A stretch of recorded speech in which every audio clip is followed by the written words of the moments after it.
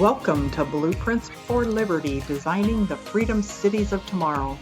This is a podcast that explores the visionary concept of freedom cities and how we can create living environments that prioritize individual liberty, social harmony, and equal opportunities for all. We look back through history to see how the past informs the future and how people can self-organize in their communities to support self-sufficiency. We also look to develop leaders that are moral and ethical in a world that is spinning out of control. Tune in to be part of the conversation shaping the future of our communities. Hello everyone and welcome today. I'm excited to have Zara. Did I say that right? Yeah. Zara Starchild. And we are going to have a conversation about knowing thyself and why it's important to know and understand ourselves and how it can help us better navigate many of the challenges that we face in our everyday life. So I'll let her take a few minutes to introduce herself and what she does, and then we'll just jump into the conversation. So have at it. Wonderful. Hi. Thank you. Thank you so much, Cheryl, for inviting me on. And I just want to thank all your beautiful listeners for tuning in. Super excited to delve into this topic with Cheryl of knowing thyself. The ancient philosopher Socrates, we just looked up, claimed that term, know thyself. And that has been a real major theme for my life. In my expansion, my growth, and it continues to be. And I look back on my life and different spots within my life where I met different spiritual initiations on my journey. I didn't call it that at the time, but that's what they were, where I was put into positions where I had to choose to continue the old way or the traditional way or the way of my family versus the authentic path of my own being and my own soul, and how that has made all the difference in my life by really trusting myself, my soul, my heart, my desires, my visions in leading my life to this incredible place where I am at the moment, recently landed kind of in this living situation that is like living on vacation in this beautiful little tiny cottage in this paradise of a lake, on the side of a lake in the Adirondack Mountains. And I get to live and work and love from this beautiful cabin through the process of knowing myself and trusting myself and moving through the boundaries and the fears and the projections that we have acquired over the lifetime, and choosing over and over again to continue to follow that path of expansion, growth, next steps into my becoming. And I know that Cheryl, you're an advocate for leaders and a mentor for leaders. And I believe we're all leaders on the inside, waiting to come out, waiting to bloom, even if it is just about leading ourselves into the direction and life of our dreams. So yeah, excited to be here. Oh, who am I? We totally forgot about that. I'm an international energy healer, channel, teacher. I help people develop their spiritual gifts such as intuition, psychic visions, media, manifestation. Yeah. There's a common idea out there that you need to be born psychic, or you need to be born spiritual. You need to be born the seventh son of the seventh son in order to have access to information that is beyond the physical. And it's simply not true. It's simply not true. And so I have developed and grown these gifts within myself. I did not have them. I do not remember having them as a child in any way. And one of the things that I do is help others open their own gifts so they can be self-guided, so they can be guided by their own higher self, their own heart, their own passion, and the part of themselves that is above the physical world and able to see the path ahead. So connecting people to that greater self that has a lot more information than our little physical personality self. Thank you so much. Yeah, and I think, I mean, I'll be honest, a couple of years ago, topics like this kind of scared me. I think mostly because I didn't really understand them, or I thought they were too, I don't know, just crazy people. And this is so stereotypical, and the reason I say it is, you're driving along the highway and you see some sign along the side of the road that says psychic, and then you think, oh, okay, that's interesting. And if I'm going to go in there, can you tell me my fortune and tell me my future and, all those kind of things. And I think, I'm not saying whether that's an accurate representation of the person who engages in that type of business or not, because I don't know. I didn't ever stop and see. But I think in the world we live in, especially, and I can't remember, or I'm a student of history, at what point we really moved away from these ideas, that this ancient wisdom that people had for thousands of years. And then all of a sudden, science now, if you can't, use what is it, the scientific method to prove something exists or doesn't exist, then it must not be real. And if it's not real, if you can't, see it, touch it, feel it, then it doesn't exist. And I think it's really done us a disservice. I think it's moved us to a place where we really struggle to get to know ourselves. And I think of two books that I read a long time ago. One was, I don't even know the name of the book, but the main takeaway that I got from it was learning to be congruent with who I was. And it had me sit down and list all my values and what was important to me and that type of thing. And was I living true to those values that I had listed there? And the other one, and I can't remember the name of the book either, but it was all about simplicity. And as you're talking about living in, the Adirondacks, I'm like, oh, I'm jealous, even though I have a nice little property here in Central Virginia and I love it. And it's similar in some ways, but it's just so nice to be back in nature and be able to slow down. And the name of the book had something to do with simplicity. And it was just really all about uncluttering your life, getting rid of all the stuff that we collect. And, that stuff, not only does the stuff, I think, prevent us from getting to know who we really are, because then we're just more busy trying to collect more stuff, which requires us to work harder. And as we spend so much time at work, and I was a workaholic for years, and I had a come to Jesus moment and said, no, you're not going to do this anymore. And ever since then, that's been 20 years ago or so, I've been able to really slow down and learn to appreciate what's happening around me, learn to listen to what's happening inside of me. And I am by no means an expert in this area, and I'm still feel like I'm a novice.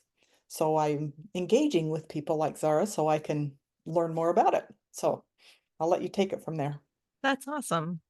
Yeah. So my brain wants to go off in three different directions from what you've said there. One of the things that you shared was in regards to the scientific method, which is if we can't prove it scientifically, then it doesn't exist. And that kind of mentality came in probably somewhere in the 1800s, right?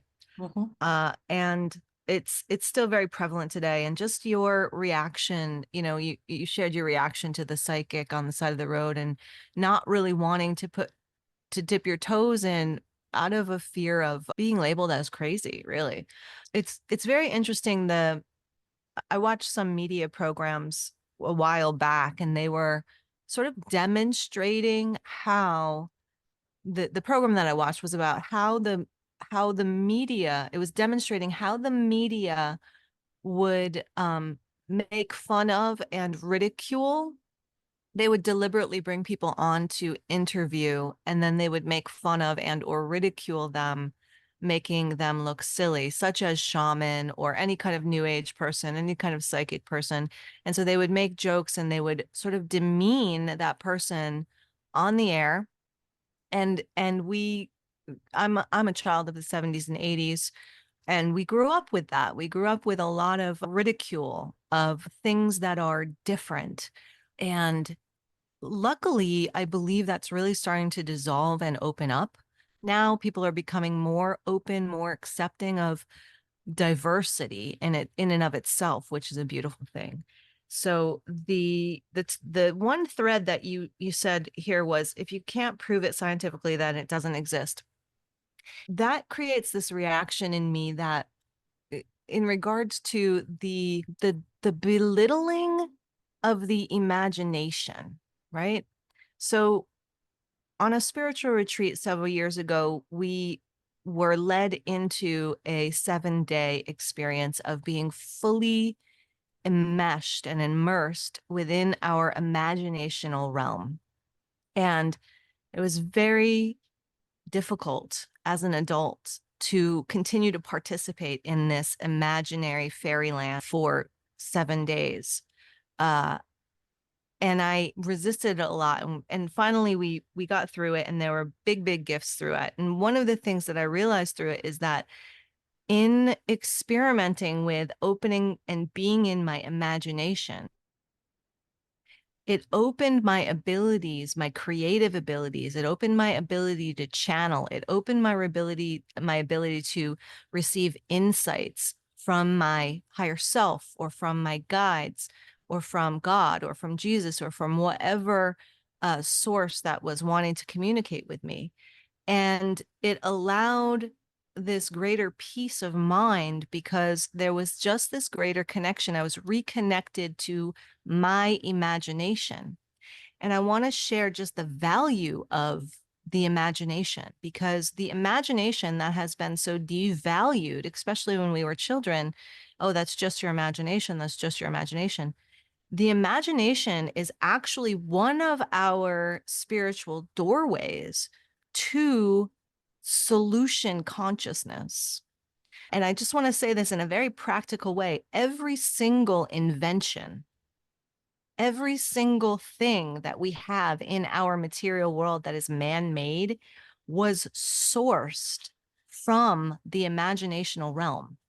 All new products, all new solutions, all new inventions, all new technologies come through the imaginational realm of the individual, of the engineer, of the inventor. And so this imagination, which I believe is a very high spiritual gift, the ability to reside and open your imagination, is of incredible value, not only to inventors, but to all of us that are experiencing challenges in our lives.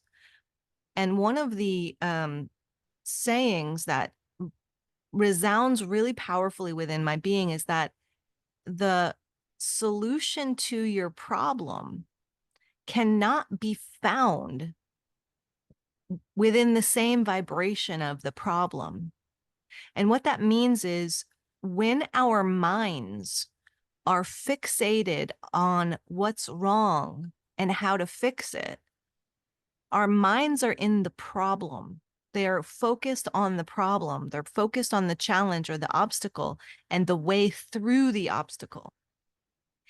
And one of the techniques, real simple techniques to move through that obstacle, that challenge, easier, efficiently, faster, is to step out of the problem, bring your mind out of the problem, and open it up, open the mind up, come out of the space of the problem and reside your mind or your mental attention in what's all, this can go in many different directions, but in the realm of possibilities, just opening it up to the realm of possibilities. And instead of trying to have our mental body, our mind, try to fix the problem, if we step out of trying to fix it ourselves and just kind of like ask God, ask the divine, ask our higher self, what do I need to know about this? What do I need to do about this? And if we go into a space of like listening, as if we were listening to the other side of a telephone, and we're not going to hear the answer audibly, most of us, but if we just go into the space of listening, then we're moving our mind from focusing on the problem to we're taking the mind pattern out of focusing on the problem to shifting to a completely different vibrational experience of the mental body, shifting it into a question and a receptive mode of listening. And just by doing that, just by making that switch into the listening mode, 5 minutes every few hours or so, just go into a 5 minute, like, listen. And you're shifting your entire vibration from the question to the answer, to receiving the answer. And what I find happens with this again and again and again is that though the answer may not come in the moment of the asking, the answer will show up through some means, whether it be through the imagination.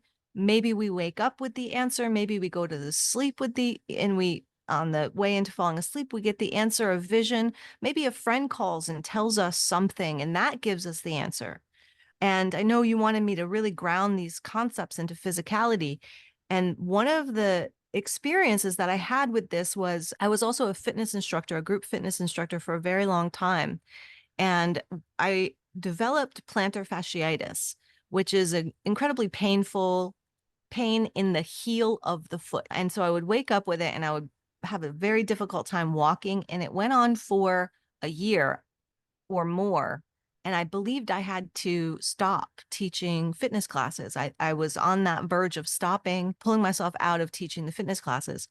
And then one day I just asked, I'm like, what is this? What is this? How do I fix this? What do I need to know about this problem on my foot in order to continue to do what I love? And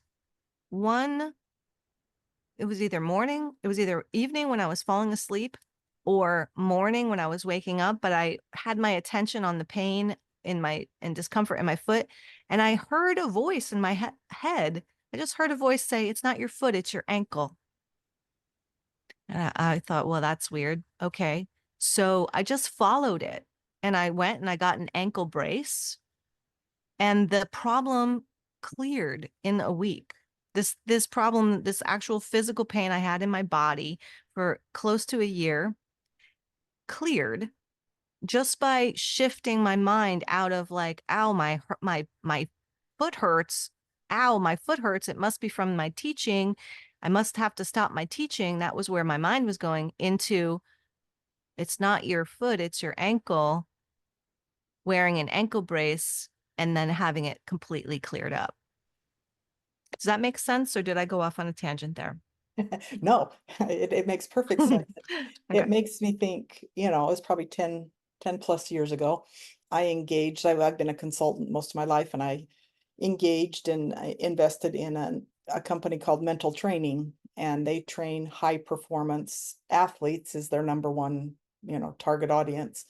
But they also, anybody that I think their motto is, we train people to perform their best when it matters most, something like that. And I mean, we've all heard this, so this isn't anything new, but it just made me think of one of the primary things they teach these high performing athletes is to visualize. And they don't visualize themselves performing badly because that just makes them perform even worse. What they do, and I mean, it goes into your imagination, and it's hard. And I found as I was coaching and trying to get people to engage with this, visualization exercise, it was really hard. And if I was working with youth, their parents were like, "Why am I paying you all this money to, this is ridiculous."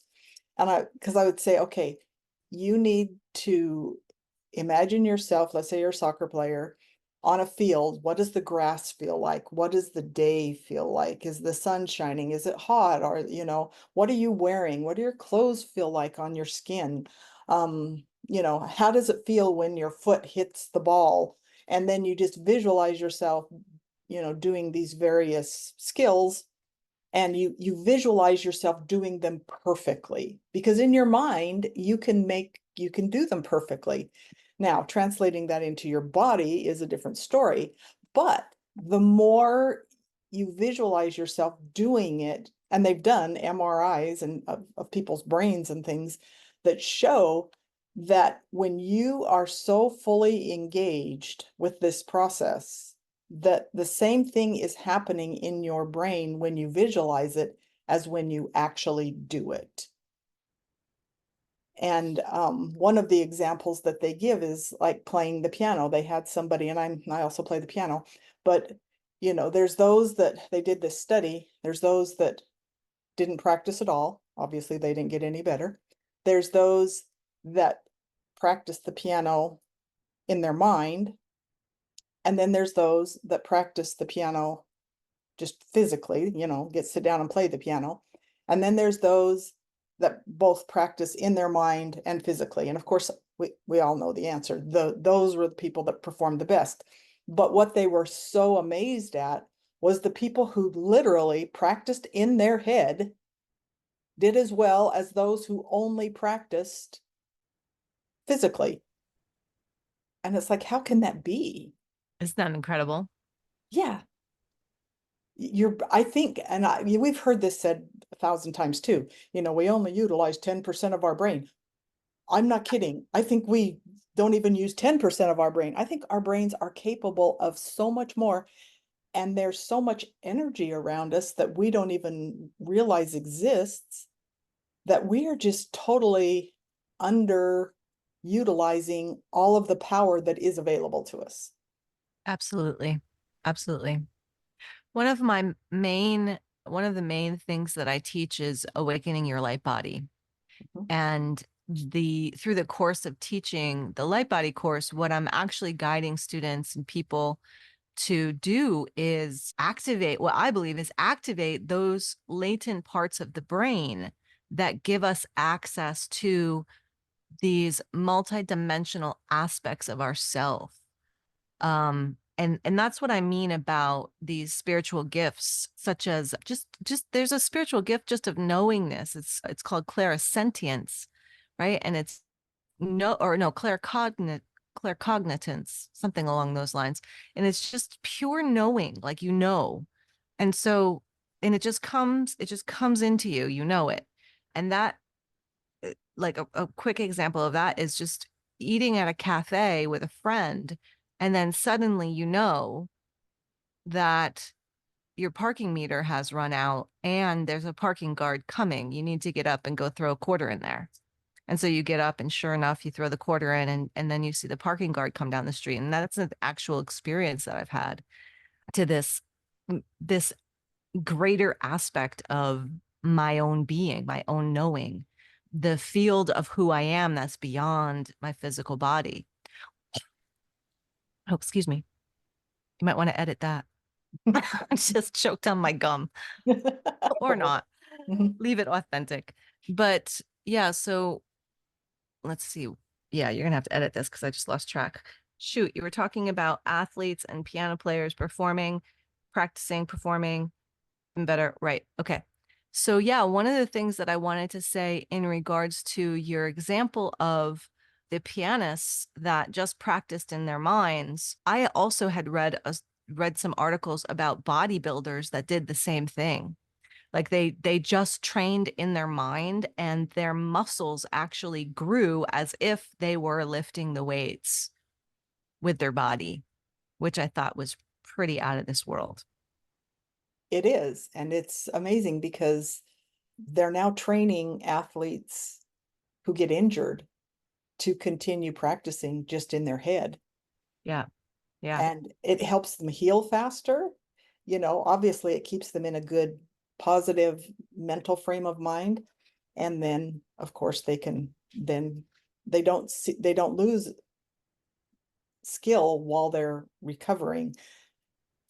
So, Yeah. yeah. And it goes back to, it's like we talked about, I think we underutilize this brain of ours and this energy that's around us. And as I've been studying, and believe me, I am not a scientist, and I know very little about quantum mechanics and quantum physics and quantum all this, that, and the other thing. But as I've started understanding these particles, and from a scientific perspective, all of these things that are around me that I can't see, touch, feel, or whatever, but they're there. Yes. It all of a Yeah. sudden, I feel like I have a greater awareness of myself. And I don't, I'm like, I can't put two and two together to make sense how that happens, but it does. Yeah, absolutely. I think that, in regards to knowing thyself, I believe that 90% of the world is walking around with this very, very limited understanding of who they really are and of the power that they actually have to influence their reality. And the power of the mind, as we were just talking about, with the visualizations, with the imaginations, with the opening to solutions.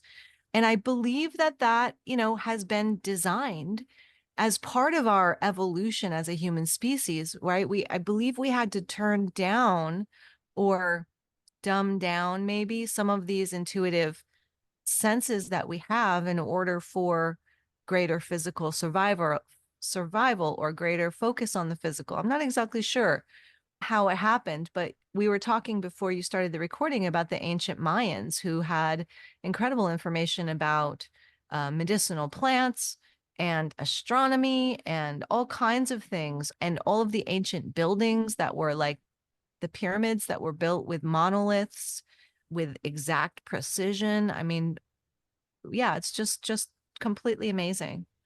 One of the things that I wanted to share from the topics that you brought up was about this beautiful little cottage lake house that I had. I'd like to tell you guys the story about how I manifested this place. So it starts with myself living in a 3-story house in Kingston, New York. I lived on a really busy road, a really busy street. It was very loud, it was very noisy. And one day I recognized that I had manifested my life exactly how I wanted it. I had time for painting. I had time for art. I had time to work out. I had time to dedicate to healthy meal prep, healthy eating. I had a great house. I had a small income that paid the bills where I was happy. And I realized that the only thing I didn't have yet was my house on a lake. Like out of all of the things that I really wanted in my life, the only thing I didn't have at that moment was the house on the lake. And so I said, I'm going to manifest this lake house and I'm going to do it this year. And just so you know, all of those other things that I had manifested, I had done it through the intention of manifestation. I had been involved in energy work and awakening the light body, spirituality from a very young age, and always practiced the tools that I was learning and growing into. And so I had sort of manifested the house in Kingston. I had manifested the cushy job that I only had to work a few days a week. I had manifested all the time for art. I had manifested a passive income. And like I said, the only thing I didn't have yet was my beautiful home by the water. I just said, I'm gonna manifest that this year. And I had saved up about ten to $15,000 over the last couple years, which I was planning on putting towards some kind of real estate investment. So that was in the bank. And so what I did was I actually took out a journal. I actually bought a journal. I bought a really nice journal and I started to write in the journal, creative writing as if I were already there, which is what you were talking about. So I would creatively write every morning while I was having my coffee. I would write about sitting on the screened in porch, breathing the fresh air, listening to the waves crash against the beach, the smell of the grass, the sound of the beetle on the dried leaves, like all of the stuff, what was going on inside the house. Every morning I did this for weeks.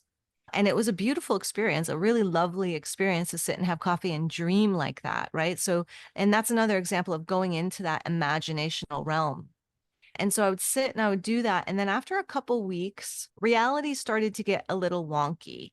And it's not an experience, even those of us that are really experienced on the path, when reality starts to get like glitchy, it's always a really kind of a feeling that's a little unsettling, even when you don't believe reality is real anyways. But So I calmed down a little bit. I stopped writing in the journal for a little bit just to kind of slow down the process. And then I resumed it a couple months later. And after a few writings in my journal, I walked to the kitchen to get another cup of coffee. And I thought to myself, man, I really need to make some more money so I can buy this lake house that I want so bad. And I literally, again, I heard a voice in my head say, that's a limited belief. And it was like, what? And I heard, that's a limited belief. And so I said, oh, wow, it is a limited belief. And I suddenly understood that something that I had been thinking, saying to myself, vibing with, which was, I need to do this before I can have that. I need money before I can have the lake house. I need my business to grow so that I can have money so that I can have the lake house. This was, in spiritual terms and manifestation terms, I was putting all of these quantifiers before I could have the thing that I wanted, which was the lake house. And so in that moment, and it was just a moment, it's taking way longer to explain it than it happened. But in the moment, I understood that that was a limited belief. And that was the last piece of energy that was blocking the manifestation of this lake house. And so I just started to say to myself over and over again out loud, I can have the lake house now. I can have it now. I'm opening to receive it now. It's coming to me now. And I just started saying that over and over and over again. And I swear to God that the lake house came into my field within 2 weeks of that. My mother called me up and she said, you wouldn't believe it. My friend knows somebody that's selling this lake house and I'm going to buy it and I'm going to fix it up and I'm going to sell it. That's what my mom said to me. And I said, Mom, that's mine. That one's mine. That one. And then long story short, it was a shack that hadn't been used for 30 years. It's a small place, less than 2,000 square foot. But I had manifested a beautiful, amazing partner, a beautiful, amazing man who happened to be a contractor several months before this. And so we were in a beautiful relationship. And then this beautiful, well, it wasn't beautiful at the time. It was a shack, literally full of squirrel beds and bees nests and 40-year-old filth. But we came in and my partner and I we spent every weekend for about 2 years gutting the place and putting it back together. And the best thing about this is that this was during the middle of the pandemic. This was in 2021, early 2021. And we purchased the lake house for $40,000, which is unheard of, basically. And my partner convinced me to get a loan instead of using the full-on cash that I had saved up. So I got a loan for $30,000 and I bought this lake house for $10,000. And we're like chilling and loving it now, 2 years later. We go swimming like 2-3 times a day and it's just freaking amazing. But yeah, I share it all with you because it was literally through visualization and the imagination and the belief and then clearing one of the limiting beliefs that was holding it back for so long. Because I had done vision boards before. I had tried to manifest this for like for at least a decade, until I finally said I'm doing it. Yeah. So I just put that out there. And in regards to knowing thyself, also knowing what it is that you want, getting really, really clear on it. But then there's levels and layers to receiving it. So there's limiting beliefs about that it's going to take so much time, that we have to do this before that I'm not good enough, and all kinds of different programs that are running in our emotional body, in our mental body, in our physical body even. So knowing thyself is, again, multidimensional. We have all these different aspects of our being that are in play within our physical body, within our mental body, within our emotional body, within our personality. In the energetic healing world, we call them soul aspects or subpersonalities. They're little voices in our head often that say that in some form or another are limiting what we can have, what we can do, what we can experience. And they're there based on past experiences, and they're there with the intention to protect us from getting hurt again. But knowing thyself is being able to kind of hear them, see them, know that they're operating, and then bring love to them, really, to help to clear them and release them from our being, or bringing truth sometimes to them, just speaking truth to them. Yeah, Yeah, multiple things are going through my mind. And I guess the first thing that comes to my mind is, does this mean it's like, Aladdin and the genie pops out of the bottle and says, "Oh, here, grant you 3 wishes and you get whatever you want." I think it goes so much deeper than that. And I think it's not, I mean, and I will never underestimate the power of visualization, but this going back to knowing yourself. I I always tell people this because, most kids, when you ask them, what do you want to be when you grow up? And they're like, oh, a doctor, lawyer, they have really high aspirations in their life. I was like, I want to be a flight attendant. I was like, okay. And so I don't know, when I turned 18, and I remember, and this one with you, this was in the 70s, early 80s. We didn't have computers, we had typewriters. And right. so I would type up a letter and that, send it off to all the airlines that existed at the time. They'd send me back their applications. I'd have to type up every application manually and make no mistakes, your little whiteout and different things that we had. But and this went on for several years, and every 6 months I'd get rejection letters saying you didn't get it, you didn't get it, you didn't get it. And then I won't even go into all the details, but when I was about 21, it just miraculously happened. I won't even go into that story, but it just fell in my lap one day. I didn't even apply for the job. But then after I had been working as a flight attendant for about 6 months, I hated it. I absolutely hated it. And I was like, oh, I've spent my whole life wanting this. And when I was in high school, I used to walk a lot. And that was the time I would visualize. I didn't know that's what it was. But, and I would dream about all these things I wanted. And I believe that I brought that into my life through that process. But it wasn't being a flight attendant that I really wanted. What I really wanted was to travel. Yeah. And so you know, sometimes I say, be careful what you ask for, you might get it. And I got it, but I remember after about 6 months, had been really sick and they were insisting that I continue to fly. And I don't know. Anyway, long story short, very religious person. Had gone to church. I was sitting on the back row of church and I was silently crying to myself how miserable I was. And this thought just popped into my head, and I was married at the time, so it was like, oh, you need to have a baby. And I was like, no, that wasn't on my radar. I'd done my share of babysitting. That is not what was on my radar. And I didn't not like babysitting, but I was like, that's just not what I want to do.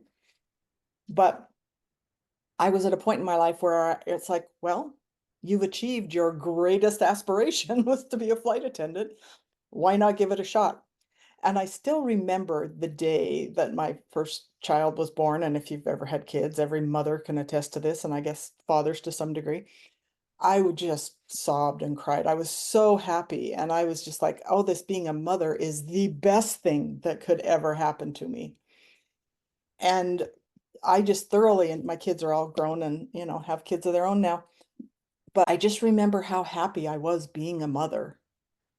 And I think this kind of makes me think of, if I would have known myself better. It's not that being a flight attendant, I don't feel like being a flight attendant was a mistake in my life by any means, but it helped me better understand that I need to really know myself. What was it about being a flight attendant? It's really that I like to travel. To this day, I like to travel, but I don't like to fly standby. You Mhm. know, And so on the flip side, what was it I loved about being a mother? I don't know. I love teaching my kids, spending time with them, helping them explore the world and learn about the world around them and all that.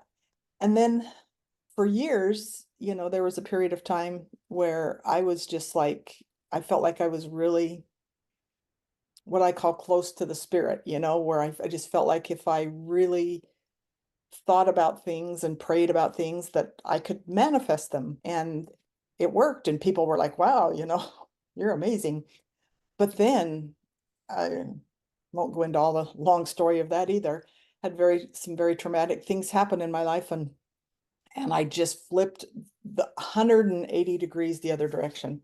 It was like I was just unhappy and there was so much trauma from all the things that had happened and I spent years and years just like why is it that I was able to make these things manifest in my life before, but I can't now?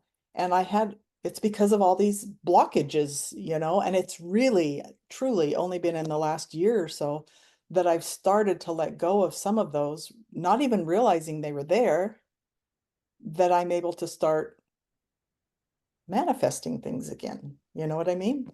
Absolutely. Yeah. Yeah. Yeah. So when I'm working with people one on one, we're really looking at what those what those blocks are and where, the basics of knowing thyself is really like you've got your physical body, you've got your emotional body, you've got your mental body, and then you have your spiritual body. And that's really simplified. That's a really simplified way of looking at it. They're all intertwined and they make up the unique combination of who we are from where we've been, and then also like where it is that we want to go, where we're going, what we're creating with our lives. And so one of the things that comes to mind from your story is that trauma, like traumatic experiences, and I've had my own fair share of those. I wish we were on video, I could show you, but just imagine you have like a wide open hand, right? And the wide open hand is like up, open to the sun, right? Open to the sun. And the sun being like a metaphor for the divine. So the hand is open to the sun. And the hand is metaphor for the heart too, right? So it's this feeling of openness, of expansion, and of connection. And so when you were in your connection with spirit, when you felt close to spirit, you were like open and you were receiving and your heart was open and you were able to receive into your reality the desires of your heart. But when we move through experiences that are traumatic or intense, what often happens is our emotional body, our energy body will constrict. Our heart will be hurt. And in the normal reaction of getting your heart broken through grief or betrayal or abandonment, the heart closes. The energy of the heart, which is 6 foot around your body, they've measured, will actually close and it'll contract. And when we're in contraction, if you think about that tight fist, right? The tight fist cannot catch the rays of the sun. So when we're in the place of contraction due to the trauma or the intensity of the experience, then we're actually in like closed off, we're guarded, we come into ourselves and we're not in a space of receptivity to the solutions and or the grace that's wanting to come into our lives. Does that make sense? It does. And it's interesting because I was just at a mastermind not too long ago and a gentleman who's, really into elite mindset kind of training. And this is so ironic because my husband's usually like the one that doesn't buy into all of this kind of ideas. He's very much on the, for lack of a better word, scientific side of things, where I'm more on the spiritual side of things. This guy gave us an exercise and he simply said, basically take your hand and put it over your heart. Now reach in your heart and find something that you are that that you really want. And then take it and pull it out of your heart and then extend your arm out, and have it out here. And then think of something that someplace, something, like your lake house, something, some place or something that's really means a lot to you. And then after you've experienced that in your mind, take that and put it back into your heart. And so, I did the exercise. I was like, that's cool. Didn't do anything for me. But he said to the group, he said, did you actually feel energy being put back into your heart? And I was like, no, I didn't. But my husband was like, yeah, this is weird. I did. That's I was like, okay, great. this is Great. weird. But that's, I think, because of some of the trauma and things in my life, I have this tendency nowadays, and I have to get out of this mindset, is when I pulled it out there and I thought of something nice, as soon as I found myself pulling it back into my heart, it's like, yeah, this is dumb. This doesn't work. I hadn't even got my hand back to my heart, and I'd already said, that's not going to work. Yeah. Yeah. This is beautiful. This is a great conversation because that's the importance of knowing thyself, is Mm-hmm. to like actually hear and notice those kinds of responses, automatic responses that our mind creates within ourselves, restrictions, limitations. And that really, like, exactly what you said there, like, that doesn't work. That doesn't work. That's not going to work. That voice is not the voice of your higher self. That voice is not the voice of your truth. That voice is is uh, is created from our past, a past experience, usually of some kind of disappointment that we've experienced. And so it negates the possibility for growth, expansion, receiving, based on the fact that it doesn't want to be disappointed again. So it's a voice that protects, that doesn't protect you, but it imagines that it's trying to protect you from being disappointed. And that's a minor one. The disappointment one. There's much bigger ones out there as well. Like the voice that there's voices within people that believe certain things about men or women, or that's an easy one to do. Like they'll have had people who have had traumatic experiences with partners, romantic relationships. If these experiences haven't been brought to the light, meaning really looked at and understood and unraveled, what was my part in this? what was i trying to what was I trying to receive in this? What was I trying to give in this? What was I trying to share in this relationship? What was my part in the dissolution of the relationship? What did I believe about this person? Like, these are questions that we want to ask ourselves when the thing that we thought that we wanted didn't work out in the way we wanted. And in the process of going through the grief, loving ourselves through the grief, loving ourselves through the betrayal, loving ourselves through the abandonment, then we can heal those voices. We can bring them into our heart. We can sort of calm the voice within us that says it was all our fault, or we're not worthy of anything, or all men slash all women are bad. And if we don't do that, if we don't bring the illumination of our mind to these parts that believe in limitation, then we continue to create our reality from the belief in limitation, the belief that we hold. Just like you were talking about quantum mechanics before. And the basics of the quantum mechanics is the observer effect. The person that's looking at the light, they expect to see a particle, they see a particle. Another person that's looking at the light, they expect to see a wave, they see a wave. Then they expect to see a particle, they see a particle. So they notice that the light that they're looking at, the scientists, they're actually looking at particles of light or waves of light. They've noticed that makeup, the fundamental makeup, how the particles move or exist depends upon who's looking at them and what we believe about them, what we believe we're going to see when we look at the particles. And because everything, all of the material world is actually just made out of light, made out of particles of light, vibrating and congealed in different ways, in different formats, it all shifts and changes as we look at it, depending on what it is we expect to see. So if we expect to see that all men are philanthropers or all men are adulterers, then we're going to see it everywhere, everywhere.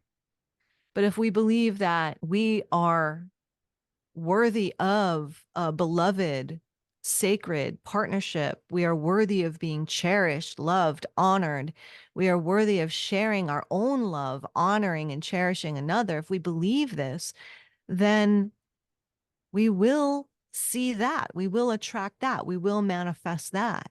And that is the whole point of knowing the self.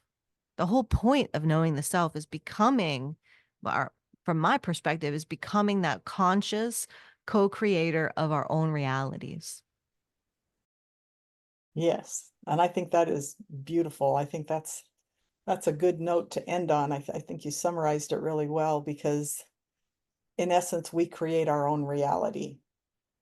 And I think we don't believe that. I think we believe that there is a reality, and our responsibility, for lack of a better word, is to observe the reality as it exists instead of creating our own reality. Yeah, or function within the reality that already exists rather than, Yes. yeah, And, recreating something new. Yeah. We were and taught that. We were taught that. we were, and it's interesting, as like I said, going back to ancient wisdom too, I think from a religious perspective, and I'm not knocking religion because I'm definitely a very religious person, well, religious and spiritual, is that I think religion has kind of hijacked a lot of these concepts.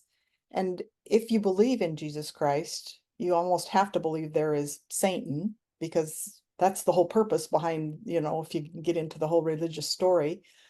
And something very fascinating that I'll bring up briefly here was, I don't know what possessed me one day to, I don't literally mean possessed, but I was thinking about what the word occult meant. And I've always associated it with satanic things. And so many of these spiritual things that we've talked about are associated with satanic beliefs. And when I looked up the word occult, it had nothing to do with Satan. There was not a mention in any of the definitions of Satan. Yeah. It was just kind of mystical, and we've once again associated mystical with satanic things. And I believe we negate a lot of the ancient wisdom that has existed since the beginning of time, if there is such a thing as time, because man created time, that for whatever reason, these terms got hijacked, and they lead us to think about things that aren't really, they're not the real definition of these words or these concepts and ideas. Right. Right. When that what you're sharing right now is really, really interesting. And it brings us back to something that we were talking about at the very beginning of sort of like, how did we move out of that connection to all that is into this place of real limitation now? And now you're bringing up the concept of religion and from the history of religion, what I've experienced or read or looked into, when these religions were originally forming, they were one of the very fundamental things that they did was they actually they separated how should I say this? Let's use the concept of original sin. The concept of original sin in the Bible did not exist in the Bible. It actually doesn't exist in the Bible. It was later added in the Bible from some French bishop, I think, in the Crusades. Created it. It wasn't from the original Bible. This guy within the Crusades created the concept of original sin. I can't even remember his name now. My brain doesn't hold details like this. But that concept of original sin was implanted into the human collective consciousness through religion.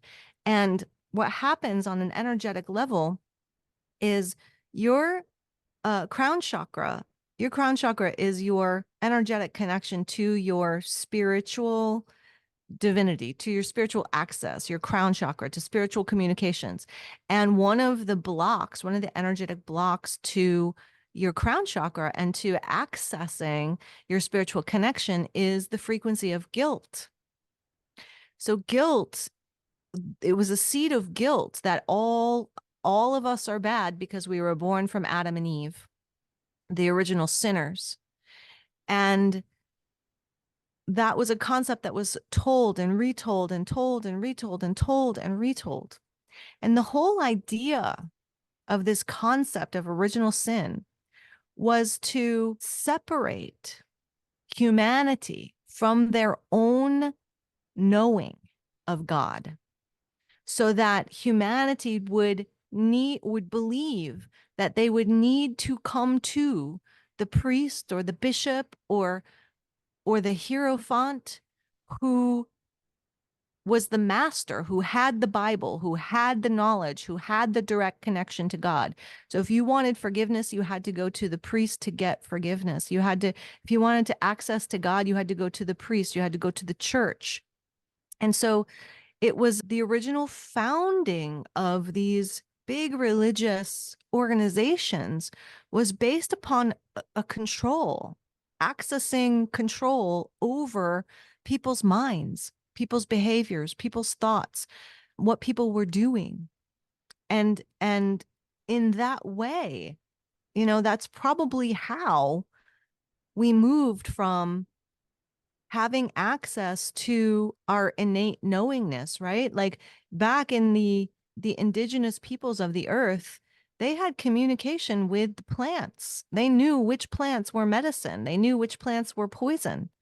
And they knew it, some of them knew it through being passed, the wisdom was passed on ancestrally, but some of them, the original ones, they got that knowingness directly from the plant entity, from the plant, the sentience of the plant itself, or from their connection to God, their connection to higher self, their connection to spirit. Said this plant will calm your nerves, this plant will be antibacterial. So it is our natural, I believe it is our natural state of being to be in connection with God, source, divine, creator, spirit, all that is, whatever name you want to call the divine. We have that direct access already. And it is only through these veils that have been placed on our consciousness that limits or blocks our ability to do so, because we don't think we have that ability. We think we're programmed to think that we're limited. And in the whole knowing of the self, it's like to look at these programs and say, is this true? Is this serving me? Yeah, that's I really like that idea. As you speak these words, it resonates. It's like, okay, I know this, and yet I feel like I'm knowing it on a different level. And I really appreciate that. And I really appreciate you taking the time to share all of your knowledge and wisdom with us today.